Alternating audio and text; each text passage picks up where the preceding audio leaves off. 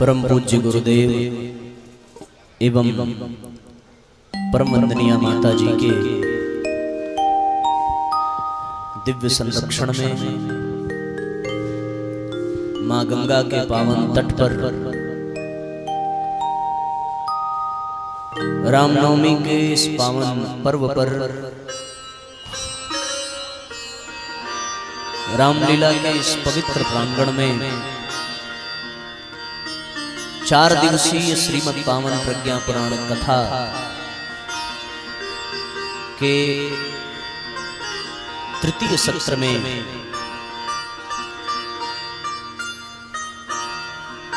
आज विराट दीप यज्ञ के इस उत्सव पर आवाहित पूजित स्थापित समस्त देव शक्तियों को नमन वंदन करते हुए व्यासपीठ के समक्ष विराजमान शक्ति स्वरूपा माताओं बहनों, देवतुल्य आत्मीय बंधुओं एवं यहाँ उपस्थित सभी सत्संग प्रेमी भाई बहन, आप सभी के हृदय में विद्यमान परमपिता परमेश्वर को प्रणाम करते हुए आइए आज के इस परम पुनीत पावन सत्र का शुभारंभ करते हैं। कल हम लोगों ने प्रज्ञावतार के माध्यम से, परम पूज्य गुरुदेव के माध्यम से किस प्रकार इस धरती पर पुनः ऋषि परंपरा जागृत हुई, ये कथा हम लोगों ने सुनी कि जीवन को धन्य बनाने के लिए ऋषि परंपरा एवं कृषि परंपरा दोनों आवश्यक है। बात हम लोगों ने मुख्य रूप से ऋषि परंपरा की थी और यह भी चर्चा हुई थी कि गौ और गंगा ये कृषि परंपरा के परिचायक हैं, पर गीता और गायत्री ये ऋषि परंपरा का आधार है। हम सभी और कल या आज सवेरे के सत्र में किसी जिज्ञासु भाई ने प्रश्न भी किया था कि गायत्री पर थोड़ी विस्तृत चर्चा हो, जिससे ये स्पष्ट हो सके कि वास्तव में गायत्री है क्या। गायत्री ऋषि परंपरा का आधार है।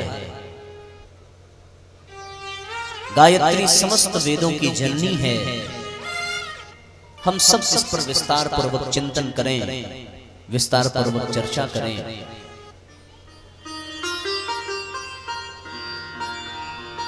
तात्विक दृष्टि से भी देखें, व्यवहारिक दृष्टि से भी देखें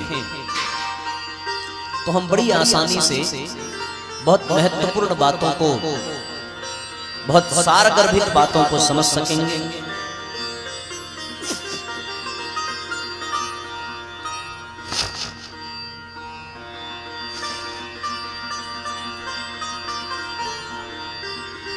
जब इस संसार में कुछ भी नहीं था, बल्कि ये संसार भी नहीं था,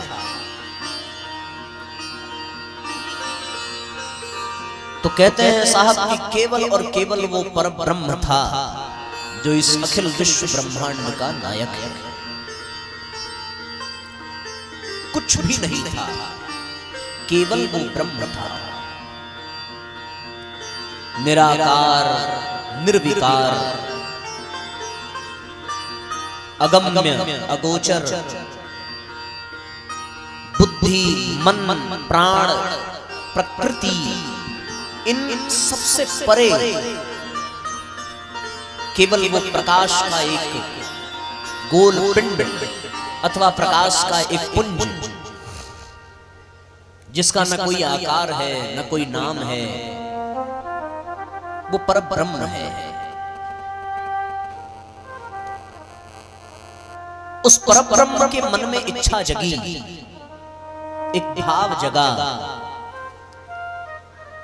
कि एको हम बहुश्यामी मैं एक से बहुत हो जाऊं, क्योंकि अकेले जिंदगी चलती नहीं है। कोई कितना भी सामर्थ्यवान हो, कोई कितना भी बड़ा संपत्तिवान हो, कोई कितना भी बड़ा प्रभुता रखता हो, लेकिन यदि उसे किसी बहुत बड़े महल में अकेले छोड़ दिया जाए और ये कहा जाए कि तुम्हारा कोई नहीं है, तो उसका जीना बड़ा मुश्किल हो जाएगा। उसी प्रकार सर्व सामर्थ्यवान होते हुए भी वो ब्रह्म अकेले उसे अच्छा नहीं लगता।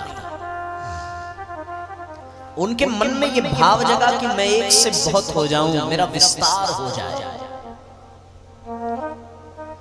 उस एक इच्छा के नाते, उस एक भाव के नाते, उस एक संकल्प के नाते कहते हैं साहब कि ये सारी जड़ चेतन सृष्टि का निर्माण हुआ, जिसमें चर अचर समस्त प्राणी 84 लाख योनियां विनिर्मित हुई और इस सृष्टि का एक क्रम चल पड़ा।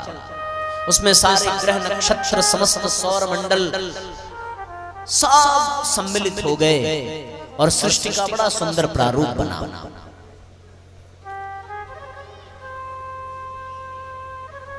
आपको यह समझना है कि अगर कोई व्यक्ति है तो उस व्यक्ति की कोई शक्ति भी होती है ना। उसके स्वरूप अलग अलग हो सकते हैं, लेकिन होती वो शक्ति ही है। अगर उसके पास पैसा है तो वो धन शक्ति कहलाएगी, अगर उसके पास समाज है तो वो जन शक्ति कहलाएगी, अगर उसके पास शरीर बल है तो वो बल शक्ति कहलाएगी। चाहे वो धन बल हो, चाहे वो जन बल हो, कुछ भी हो, कोई भी शक्ति हो, वो कहलाएगी उस व्यक्ति की ही। और अगर इस पर विचार करें तो व्यक्ति में और उसकी शक्ति में कोई अंतर है क्या? कोई अंतर नहीं है। उस व्यक्ति की पहचान ही उसकी शक्ति से है। उस शक्ति का वो नियंत्रण करने वाला है। तो साथियों, मैं निवेदन ये कर रहा था कि व्यक्ति की पहचान उसकी शक्ति से होती है। वो शक्ति ही उसका परिचय कराती है। यदि वो किसी अच्छी पोस्ट पर बैठा है तो वो पोस्ट ही उसकी ताकत है। उसके पास पैसा है तो वो पैसा ही उसकी ताकत है। बिना शक्ति के उसका परिचय हो नहीं सकता। तो जिस प्रकार धन शक्ति है, बल शक्ति है, जन शक्ति है, उसी प्रकार इच्छा शक्ति भी होती है, उसी प्रकार संकल्प शक्ति भी होती है, उसी प्रकार विचार भी एक शक्ति है। विचार शक्ति, संकल्प शक्ति, इच्छा शक्ति, इन शक्तियों के नाते ही हम कुछ भी अर्जित कर सकते हैं, कुछ भी प्राप्त कर सकते हैं। कोई धनी धनवान तब बनता है जब उसके भीतर धनवान बनने की संकल्प शक्ति जागृत होती है। धनवान बनने का विचार आता है तब वो धनवान बनता है। कोई ज्ञानी ज्ञानवान तब बनता है जब उसके मन में ज्ञानी होने का विचार, ज्ञानी होने की इच्छा, ज्ञानी होने का संकल्प उठता है। तो ज्ञान संपदा तो उसकी शक्ति है, लेकिन उस ज्ञान संपदा के मूल में उसकी संकल्प शक्ति है, उसकी विचार शक्ति है, उसकी इच्छा शक्ति है। उसी प्रकार ये संसार है, ये संसार ही परमात्मा की शक्ति का परिचय है। पर ये संसार भी उसकी संकल्प शक्ति के नाते उत्पन्न हुआ है। इस संसार का, इस सृष्टि का प्रादुर्भाव उस परमात्मा की संकल्प शक्ति के नाते हुआ है, उसकी विचार शक्ति के नाते हुआ है, उसकी इच्छा शक्ति के नाते हुआ है। समझ रहे हो कि नहीं? आप नहीं समझ में आ रही है बात? कठिन तो नहीं लग रहा है? बोलो भाई, कठिन हो तो हम और सरल करके बताएं। कौन कौन समझ रहा है? जरा हाथ उठाओ, हमें थोड़ा आइडिया लग जाता है। समझ रहे हो ना आप लोग? चलो चलो तालियां बजाइए एक बार अपने। आपने ये कह के हमारा काम आसान कर दिया। चलो एक और उदाहरण ले लेते हैं कि हम लोग कोई मकान बनाते हैं तो उस मकान को बनाने से पहले हमारे मस्तिष्क में विचार आता है। विचार के पश्चात जब उस विचार में हम पूर्ण मनोयोग के साथ लग जाते हैं तो एक संकल्प शक्ति उभरती है, एक इच्छा उभरती है, एक योजना बनती है और उस योजना के अनुसार फिर हम ये विचार करते हैं कि यहाँ ड्राइंग रूम होगा, यहाँ किचन होगा, यहाँ बाथरूम होगा, यहाँ लॉबी होगी, यहाँ पोर्च होगा, यहाँ बेडरूम होगा।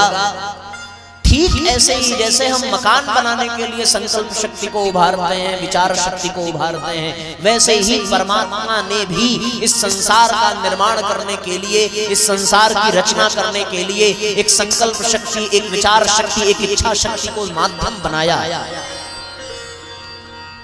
शक्ति बताओ स्त्री है कि पुरुष है? बोलिए कौन सा जेंडर फील हो रहा है शक्ति में? है ना? फीमेल जेंडर फील हो रहा है। शक्ति मतलब स्त्री और पुरुष मतलब तो फिर जेंट्स ही हो गया। वो परमात्मा, वो ब्रह्म, उसकी शक्ति, तो उस ब्रह्म की शक्ति, उस ब्रह्म की संकल्प शक्ति, इच्छा शक्ति, विचार शक्ति, ये शक्ति ही गायत्री है।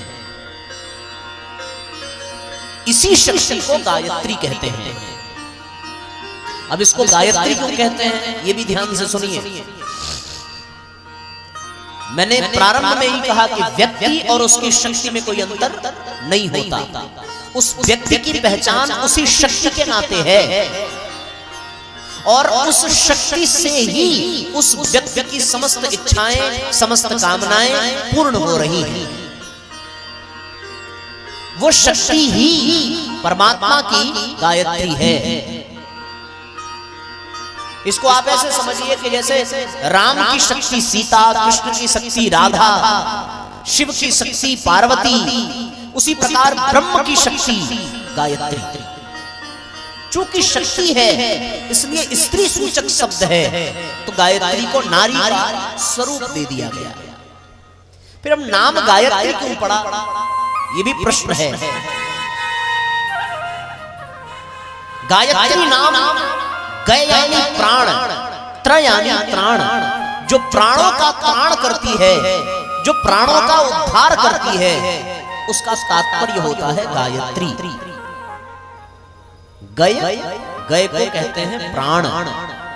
प्राणों का त्राण करने का तात्पर्य क्या है कि उस ब्रह्म ने इस सृष्टि का निर्माण किया, समस्त प्राणियों को बनाया और फिर उन प्राणियों का उद्धार भी उस ब्रह्म की शक्ति ही करती है। प्राणियों के प्राण का उद्धार, उनको उत्कृष्टता प्रदान करना, उनको श्रेष्ठता प्रदान करना, उन प्राण तत्व को पुनः उस ब्रह्म में विलीन करना, ये किसका काम है?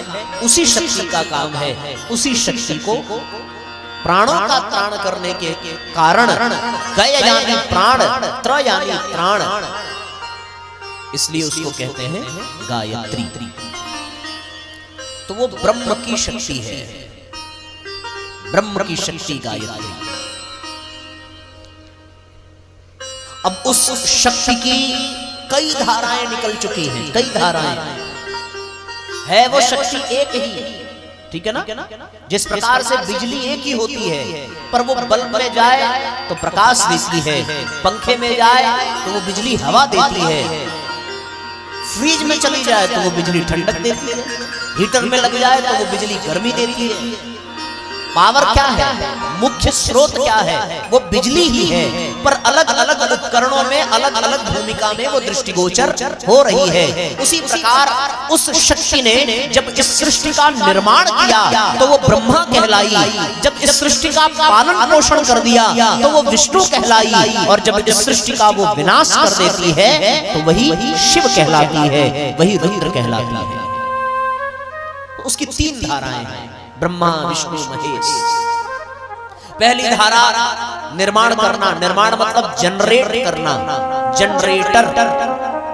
दूसरा चलाने वाला, पोषण करने वाला यानी ऑपरेटर, और तीसरा मिटाने वाला यानी डिस्ट्रॉयर।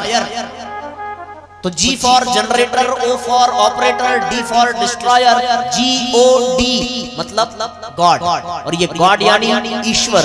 ईश्वर कौन? ब्रह्मा विष्णु महेश। ये ब्रह्मा विष्णु महेश कौन? उसी शक्ति की तीन धारा। वो शक्ति कौन? गायत्री। किसकी शक्ति? ब्रह्म की शक्ति। अभी कल की तरह मैं अंत में प्रश्न पूछूंगा। कल याद है ना, कल कितने लोग आए थे भाई? हाथ उठाओ जरा। हाँ, कल हमने शर्त रखी थी कि पूरी कथा सुनाने के बाद प्रश्न पूछा जाएगा, और उस प्रश्न का यदि आपने सही जवाब नहीं दिया तो 3 घंटे फिर बिठा के कथा सुनाई जाएगी। तो इसलिए होश में सुनना और सही जवाब देना, तभी समय से आपको छोड़ा जाएगा, वरना जाने की अनुमति नहीं मिलेगी। तो मैं बहुत सावधानी से बता रहा हूं और आप बहुत गंभीरता से, बहुत कंसंट्रेट होकर के सुनिए, ठीक है ना? तो G for generator, O for operator, D for destroyer, GOD यानी ईश्वर। ईश्वर कौन? ब्रह्मा विष्णु महेश। ये ब्रह्मा विष्णु महेश किसकी धारा? गायत्री की। गायत्री किसकी शक्ति? ब्रह्म की। एकदम सीधा सीधा है। मैं आपको सृष्टि कैसे प्रारंभ हुई वो बता रहा हूं। कुछ लोग कहते हैं साहब कि ब्रह्मा विष्णु महेश, अब ब्रह्मा विष्णु महेश ये भी शक्ति ही है गायत्री की। इन्हीं ब्रह्मा विष्णु महेश को आप अगर स्त्री के दृष्टिकोण से देखना चाहें तो निर्माण करने वाली, फिर चलाने वाली, फिर मिटाने वाली। तो निर्माण करने वाली सरस्वती, चलाने वाली लक्ष्मी, मिटाने वाली काली। स्त्री के भाव से, यदि देवी के भाव से, मातृत्व के भाव से पूजा करें तो लोग सरस्वती, लक्ष्मी, काली, दुर्गा उनकी पूजा करते हैं। ईश्वर के भाव से करें तो वही शक्ति ब्रह्मा विष्णु महेश। समझ में आ रही है? आदमी एक ही होता है, पर वो किसी के लिए पिता है, किसी के लिए पति है, किसी के लिए पुत्र है, किसी के लिए भाई है तो बेचारा एक ही। उसी प्रकार शक्ति एक ही है, पर वो किसी के लिए विष्णु, किसी के लिए ब्रह्मा, किसी के लिए रुद्र है। उसी शक्ति को सरस्वती, लक्ष्मी, काली भी कहते हैं, पर सबके मूल में कौन है? वो गायत्री। गायत्री से बड़ी कोई शक्ति नहीं है इस दुनिया में, क्योंकि वो साक्षात ब्रह्म की शक्ति है। और ध्यान रहे, जिसने शक्ति को प्रसन्न कर लिया वो फिर ब्रह्म को भी पा जाता है। तो ब्रह्मा जी भी गायत्री का जाप करते हैं, इसमें कोई दो राय नहीं है। आप भागवत महापुराण उठा करके पढ़िए, स्पष्ट लिखा है 1000 वर्षों तक गायत्री मंत्र का जप किया ब्रह्मा जी ने, तब जाकर के सृष्टि की रचना की शक्ति उनको प्राप्त हुई। विष्णु भी गायत्री का जाप करते हैं और भगवान शिव भी समाधि में गायत्री मंत्र का ही उच्चारण करते हैं। तो अब आपको ये स्पष्ट हो जाना चाहिए कि गायत्री कौन है। इसका तात्पर्य क्या है कि वो गायत्री साक्षात ब्रह्म की शक्ति है। हम लोग मंत्र में भी पढ़ते हैं, आया तु वरदे देवी त्रयक्षरे ब्रह्मवादिनी, ब्रह्म का वादन करने वाली, ब्रह्म की जानकारी देने वाली, वो ब्रह्मवादिनी है। आया तु वरदे देवी त्रयक्षरे, 3 अक्षरों वाली, त्रयक्षरे ब्रह्मवादिनी गायत्री छंदसां मातः ब्रह्मयोनि नमोस्तुते। ब्रह्मयोनि, ब्रह्म को ही प्रणाम करना, गायत्री को प्रणाम करना है। तो अब ये स्पष्ट हो जाना चाहिए कि गायत्री से ही सारा संसार है, गायत्री से ही सब कुछ है, गायत्री से बड़ी कोई शक्ति इस दुनिया में नहीं है। मंत्र भी वेद मंत्र कह रहा है, त्रयक्षरे ब्रह्मवादिनी, 3 अक्षरों वाली। 3 अक्षर कौन? ग य त्र, 3 अक्षर।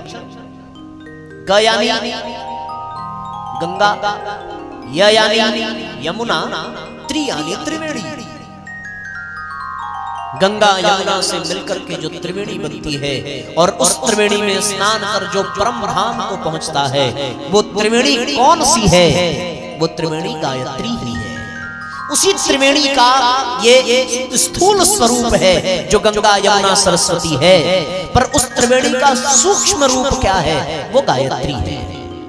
गायत्री ही ऐसी शक्ति है जिससे सब कुछ उत्पन्न हुआ है। गायत्री को वेदों की माता कहा गया। वेद माता,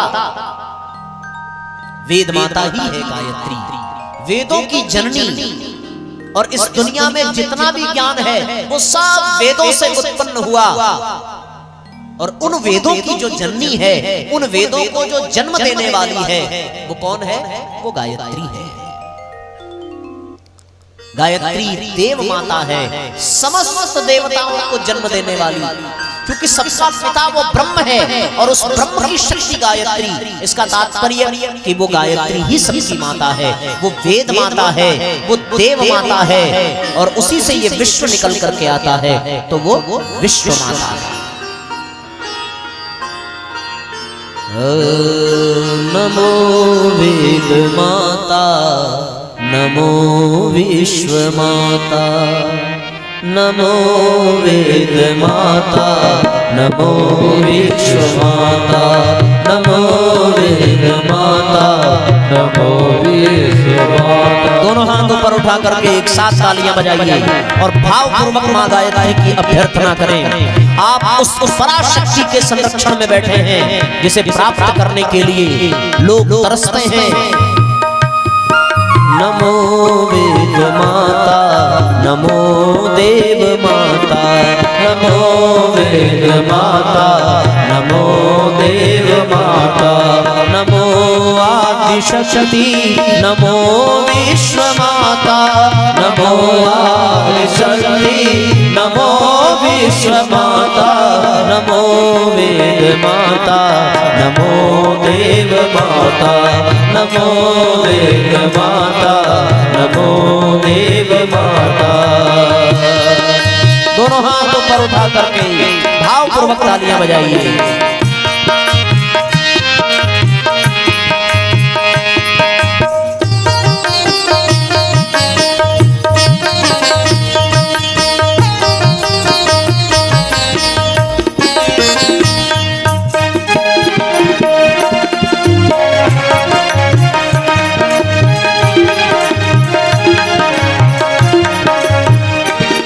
मनों में रहे माँ यही भाव छाया, मनों में रहे माँ यही भाव छाया। न कुछ साथ जाता, न कुछ साथ आया, न कुछ साथ जाता, न कुछ साथ आया। करे लोग हित वह तुम्हें जो सुहाता, करे लोग हित वह तुम्हें जो सुहाता। नमो वेद माता, नमो विश्व माता, नमो वेद माता, नमो विश्व माता।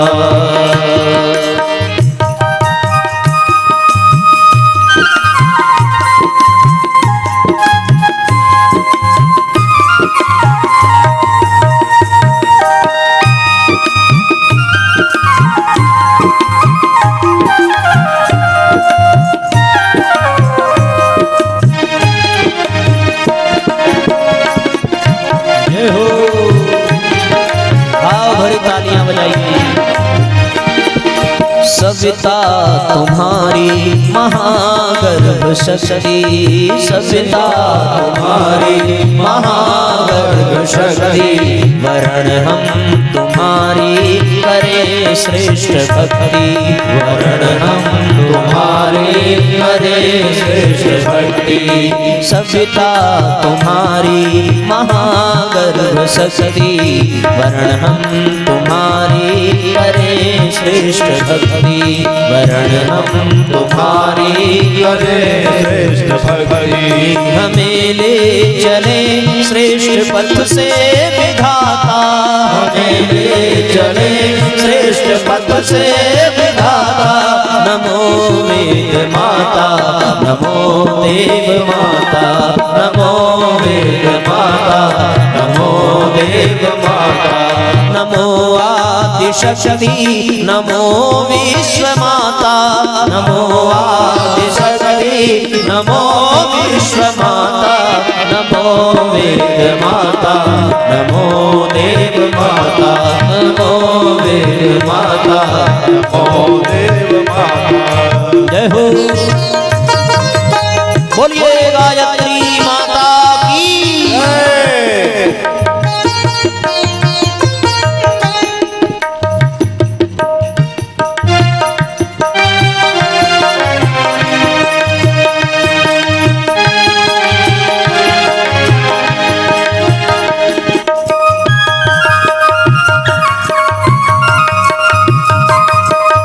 एक साथ तालियां बजाइए। ऐसा जगा दो फिर सो न जाऊं, ऐसा जगा दो फिर सो न जाऊं। जागूं स्वयं और को भी जगाऊं, जागूं स्वयं और को भी जगाऊं। ऐसा जगा दो फिर सो न जाऊं, जागूं स्वयं और को भी जगाऊं, जागूं स्वयं और को भी जगाऊं। घर घर फिरूं ज्योति तेरी जगाता, घर घर फिरूं ज्योति तेरी जगाता। नमो वेद माता नमो वेद माता, नमो वेद माता नमो वेद माता।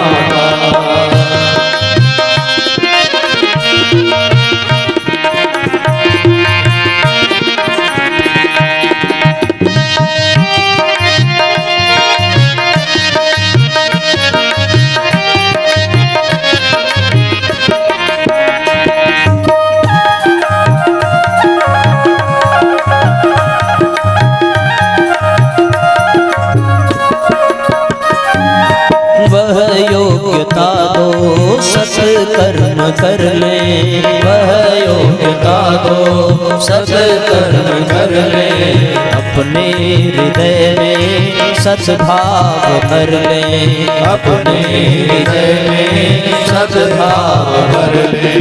वह योग्यता दो सत्कर्म कर ले, अपने हृदय में सद्भाव भर ले, अपने हृदय में सद्भाव भर ले। मानस रहे ज्ञान से जगमगाता, मानस रहे ज्ञान से जगमगाता। नमो वेद माता नमो विश्व माता, नमो वेद माता नमो देव माता।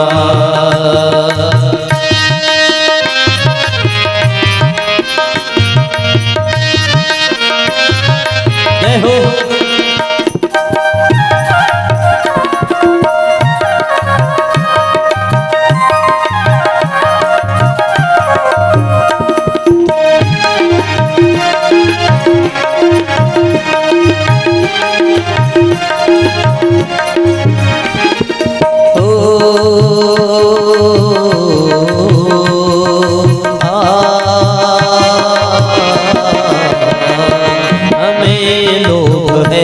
इस कदर आज घेरे।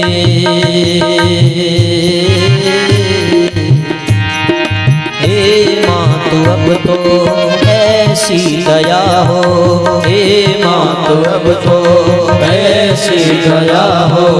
जीवन सफल सार्थक हो खरा हो, जीवन सफल सार्थक हो खरा हो।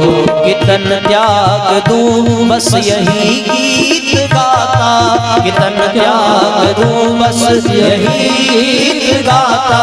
कितन त्याग दूं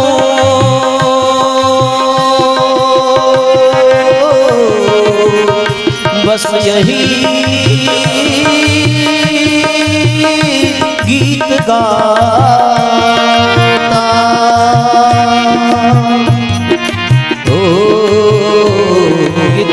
त्याग दूं, बस यही गीत गाता।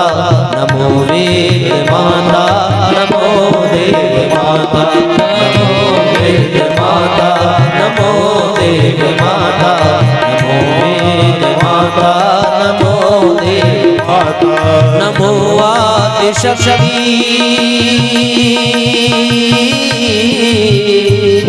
नमो आदिशक्ति, नमो विश्वमाता, नमो आदिशक्ति, नमो विश्वमाता, नमो वेद माता। दोनों हाथ ऊपर उठा करके एक साथ तालियां बजाइए। माता, नमो देव माता, नमो वेद माता, नमो देव माता, नमो वेद माता, नमो देव माता, नमो वेद माता, नमो देव माता, नमो वेद माता, नमो देव माता। बोलिए गायत्री माता की जय। तो गायत्री साथियों उस ब्रह्म की शक्ति है और वो समस्त प्राणियों का उद्धार करती है, समस्त प्राणों का त्राण करती है, इसलिए वो गायत्री है। त्रयक्षरे ब्रह्मवादिनी, ब्रह्म का वादन करने वाली। दुनिया में जब जब जब शक्ति की जरूरत पड़ी है तब तब उसी गायत्री को पुकारा गया है। ब्रह्मा यदि इस सृष्टि का निर्माण करते हैं तो गायत्री मंत्र की शक्ति से, गायत्री मंत्र की ही शक्ति से ऋषि विश्वामित्र ने एक नई दुनिया का निर्माण कर दिया था। गायत्री मंत्र की शक्ति से, गायत्री मंत्र की ही शक्ति से वशिष्ठ ऋषि ने कामधेनु गाय प्राप्त की थी और उस कामधेनु के नाते उन्होंने विश्वरथ राजा को पराजित कर दिया था। राम ने यदि रावण पर विजय प्राप्त की थी तो गायत्री मंत्र की शक्ति से उन्होंने गायत्री मंत्र का 9 दिन का अनुष्ठान किया था। अर्जुन ने यदि महाभारत में धर्म को विजय दिलाई है तो केवल गायत्री मंत्र की शक्ति से। स्वयं भगवान शेषनाग इस विश्व ब्रह्मांड को अपने फन पर धारण करते हैं तो केवल और केवल गायत्री मंत्र की शक्ति से। इसलिए साथियों हम सभी गायत्री मंत्र की शक्ति को समझें।